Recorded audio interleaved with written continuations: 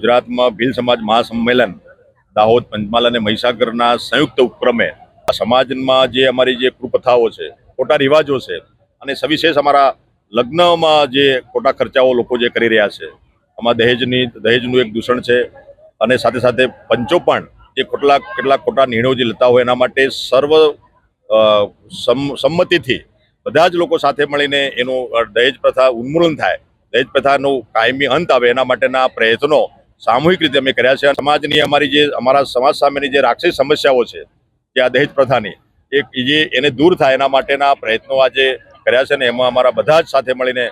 પાર્ટીના પદાધિકારી, હોદ્દેદારો અને તમામ સમાજના આગેવાનો મળીને આ સંકલ્પ જે કર્યો છે ભીલ સમાજ મહાસંમેલન અંતર્ગત, એને આવનારા સમયમાં જમીની સ્તર પર ઉતરે એના માટે ફરીથી નાના મોટી ગોષ્ઠીઓ, બેઠકો કરીને આગળ વધીશું.